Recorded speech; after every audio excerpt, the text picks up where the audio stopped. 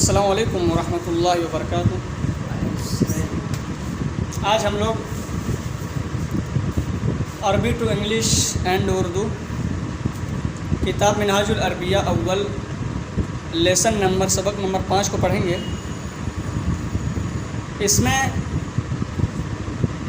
इस लेसन में कुछ अल्फाज हैं, कुछ सेंटेंसेस हैं जो कि बोर्ड में लिखा गया है, आप लोग देख रहे हैं। तो इन सेंटेंसेस को हम लोग ट्रांसलेट करने की कोशिश करेंगे। सबसे पहले उर्दू में, उसके बाद इंग्लिश में। दो लैंग्वेज में हम लोग ट्रांसलेट करते हैं, जैसा कि पिछली वीडियो में आप लोगों ने देखा। सबसे पहले किसी भी चीज़ को, किसी भी लैंग्वेज को ट्रांसलेट करने के लिए, तर्जुमा करने के लिए किस चीज़ की ज़रूरत पड़ती है? वर्ड मीनिंग मालूम होना चाहिए। सबसे पहले अगर आपको वर्ड मीनिंग मालूम नहीं है, अगर तर्जुमा करने का सारे कवायद, सारा रूल मालूम है, लेकिन वर्ड मीनिंग ही आपको मालूम नहीं है, तो आप किसी भी जुमले का, किसी भी सेंटेंस का तर्जुमा नहीं कर सकते। तो सबसे पहले इस लेसन का ट्रांसलेट करने से पहले हम लोग अल्फाज मानी को देख लेते हैं। मैंने यहाँ इस लेसन से आप लोगों के मेयार के हिसाब से 12 अल्फाज निकाले हैं, 12 वर्ड को निकाला है और उनका माना इंग्लिश और उर्दू में लिखा है साइड में। तो चलिए शुरू करते हैं। वर्ड मीनिंग को पहले पढ़ लेते हैं। लिख लिया ना? सबसे पहले क्या है? नंबर 1 में अल-इल्मु। अल-इल्मु का मतलब नॉलेज। अल-इल्मु मीन्स नॉलेज, इल्म।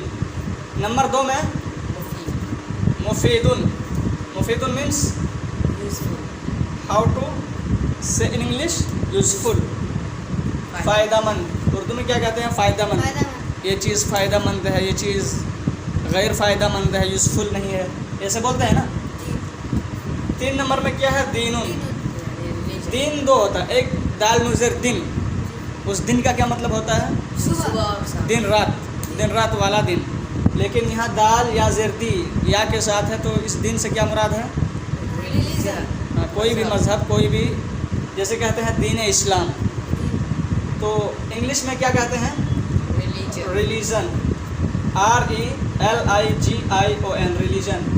दीन और मज़हब भी उर्दू में कह सकते हैं। नंबर 4 में क्या है? अल-अदब। अदब। अदब 2 तरह का होता है। एक लिटरेचर को अदब कहते हैं। किस चीज़ को? लिटरेचर को। वो बहुत हाई लेवल की पढ़ाई होती है, अदब, लिटरेचर। तो यहाँ अदब से क्या मुराद है? एहतराम, अदब एहतराम। कहते हैं ना कि दूसरों का, बड़े का अदब एहतराम करिए, तो वही वाला अदब है। तो इंग्लिश में क्या कहते हैं? रिस्पेक्ट। उर्दू में क्या कहेंगे? अदब, एहतराम। नंबर 5 में हमारा क्या वर्ड है? अल-वाजिबु। कोई चीज़ वाजिब है, जैसे 5 वक्त की नमाज वाजिब है, रोज़े वाजिब हैं, रमज़ान के रोज़े वाजिब हैं, तो बोलते हैं ना वाजिब। तो उस वाजिब को इंग्लिश में क्या कहते हैं? ऑब्लिगेटरी। तो वाजिब और उर्दू में ज़रूरी भी कह सकते हैं। नंबर 6 में क्या है? सहलुन का मतलब क्या होता है? इंग्लिश में क्या कहेंगे? ईजी, आसान। अरबी में क्या कहते हैं इजी को? सहलुन। एंड नेक्स्ट वर्ड है तवीलुन। तवीलुन मीन्स टॉल, मतलब लंबा। टॉल। तो टॉल के लिए, लंबा के लिए और सारा वर्ड आते हैं, तो यहाँ पर टॉल इस्तेमाल करते हैं हम लोग, लंबा। नेक्स्ट वर्ड है जदीदुन। जदीदुन मीन्स न्यू, मतलब नया। मतलब नया। 9 में क्या है? अज़्ज़हरू। अज़्ज़हरू means flower. FLOWER, flower. Flower means फूल। नंबर 10 में क्या है? अस्सगीरु। अस्सगीरु मीन्स स्मॉल, छोटा। छोटा के लिए कई सारी इंग्लिश है, आप लोग जानते हैं। तो यहाँ पर स्मॉल इस्तेमाल करते हैं। लिटिल जैसे बताया था, वो बच्चे वगैरह के लिए इस्तेमाल करते हैं। तो यहाँ फुल एक चीज़ है, तो उसके लिए हम स्मॉल इस्तेमाल करेंगे। नंबर 11 में क्या है? अश्शजर। अश्शजर मीन्स ट्री। ट्री मीन्स पेड़। पेड़, दरख्त भी बोलते हैं, जी। गाछ भी बोलते हैं। नंबर 12 में क्या है? ज़रूरीयुन, नेसेसरी, नेसेसरी, कंपलसरी भी इस्तेमाल कर देते हैं, इम्पोर्टेंट भी इस्तेमाल कर सकते हैं। तो यहाँ पर क्या हम लोग करेंगे? Necessary, necessary, NECESSA। तो चलिए हम लोगों ने वर्ड मीनिंग को कंप्लीट कर लिया। अब हम लोग विदाउट एनी डिले सेंटेंसेस को ट्रांसलेट करना शुरू करते हैं। तो सबसे पहला जुमला, सबसे पहला सेंटेंस क्या है? अल कुरान किताबुन। कौन तर्जुमा करेगा? अल कुरान किताबुन क्या मतलब? Quran is a book, Quran एक किताब है। Very good. इंग्लिश में क्या कहेंगे? पहले उर्दू में कर लेते हैं। कुरान एक किताब है। किताब है, सिर्फ एक नहीं लगाएंगे यहाँ, वो बाद में समझ लेंगे। कुरान किताब है, इंग्लिश में क्या कहेंगे? The Quran is a book. The Quran is a book. तो यहाँ पर कुछ चीज़ें समझने की है। मैंने कुरान बीच में है, लेकिन उसका सबसे पहला लेटर क्या दिया है? कैपिटल। क्यों कैपिटल दिया है? क्योंकि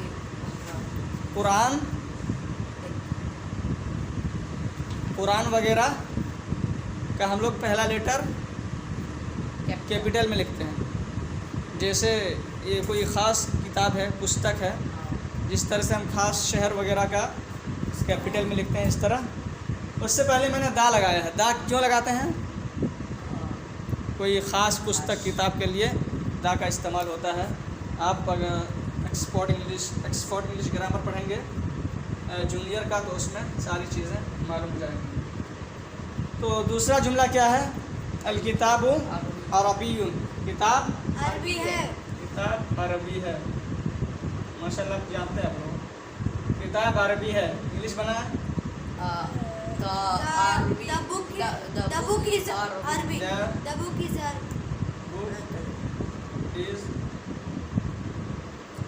Arabic.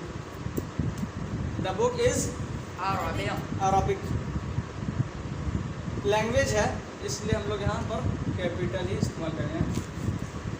The book is Arabic। तो यहाँ पर मैंने दा क्यों लगाया है? क्योंकि ये बुक कुछ खास है। ख़ास करने के लिए हम दा का इस्तेमाल करते हैं। दा के कई सारे यूजेज हैं, कई सारे इस्तेमालात हैं। उनमें से एक किसी चीज़ को ख़ास करते हैं तो दा लगाते हैं। तो सारी किताब तो अरबी नहीं हो सकती। जिस किताब के बारे में हम बात कर रहे हैं, हमारे जहन में है, तो दा करके उस किताब का मुराद ले रहे हैं। उसके बाद नेक्स्ट सेंटेंस क्या है? अल इल्म मुफीद। अल इल्म मुफीद क्या मतलब हुआ? इल्म फायदामंद है। इल्म मुफीद है। फ़ायदामंद है, तो मुफीद भी इस्तेमाल कर सकते हैं। इल्म फ़ायदामंद है, इल्म मुफीद है। चलिए क्या करेंगे? द नॉलेज इज, इसमें दा नहीं लगाएंगे, इसलिए कि कोई भी नॉलेज फ़ायदा से खाली नहीं होता है। कोई भी नॉलेज आप जानिए, कहीं ना कहीं वो काम आ जाता है। तो knowledge is useful. Knowledge is useful. देखिए, फुल जब अलग लिखेंगे तो वहाँ पर डबल एल लगता है, लेकिन जब उसको किसी के साथ मिला देंगे तो एक एल गिर जाता है, यूजफुल। इसलिए मैंने यहाँ पर एक ही एल लिखा है। इसी तरह से नेक्स्ट सेंटेंस है अल इस्लाम दीनुन। इस्लाम दीन है। इस्लाम दीन है, इस्लाम एक मजहब है। इस्लाम दीन है, इंग्लिश बनाए, इस्लाम नहीं लगाएंगे। Islam is a religion. Islam is a religion. अल अदब वाजिबुन। अगला जुमला क्या है? अदब वाजिब है। अल अदब वाजिबुन। अदब वाजिब है, इंग्लिश क्या बनाएंगे?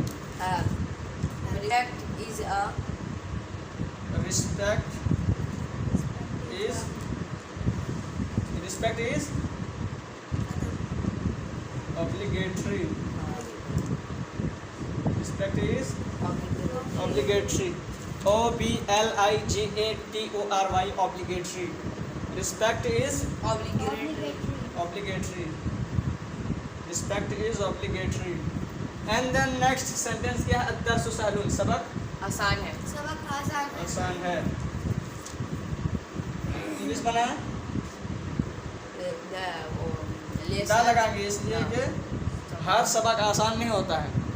जो सबक हम लोग पढ़ रहे हैं वो आसान है, उसके अलावा हर सबक आसान नहीं होता है। The lesson The is easy. The lesson is easy. And then अगला जुमला है अल जमलु तवीलुन। अल जमलु क्या माना होगा? ऊँट लंबा है।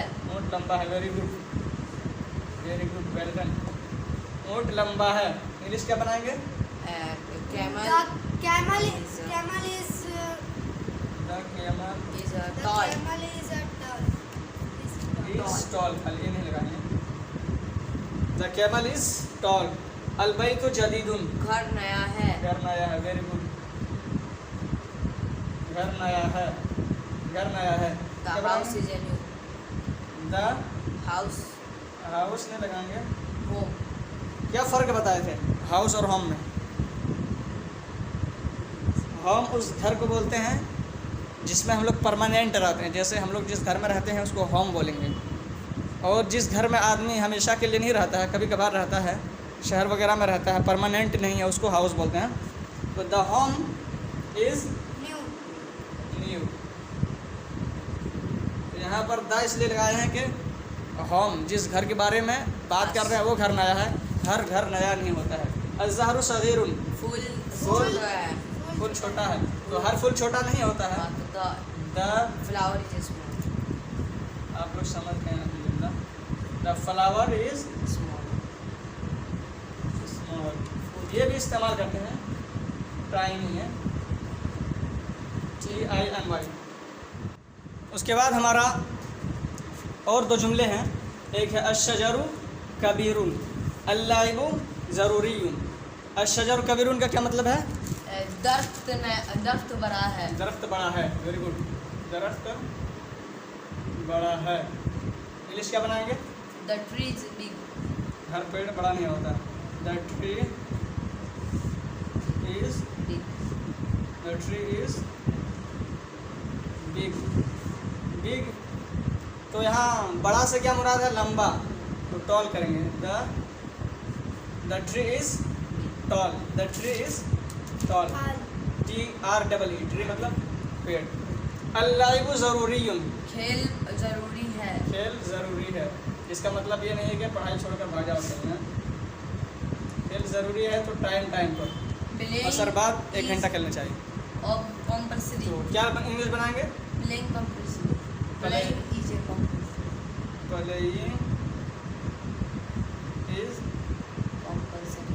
प्लेइंग इज कंपलसरी इस्तेमाल भी कर सकते हैं। कंपलसरी इम्पोर्टेंट भी कर सकते हैं। इम्पोर्टेंट नेसेसरी भी कर सकते हैं। नेसेसरी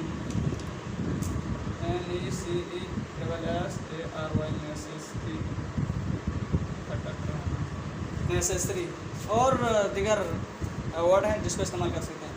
तो अल्लाइबु ज़रूरीयुन, खेल ज़रूरी है। Playing is compulsory, playing is important, playing is necessary. आदमी को हर रोज़ कम से कम 1 घंटा खेल लेना चाहिए, वॉकिंग कर लेना चाहिए। खेल ज़रूरी है, पढ़ाई में ध्यान देना चाहिए। तो चलिए आज की वीडियो यहीं एंड करते हैं, मिलते हैं कल आइंदा इंशाअल्लाह।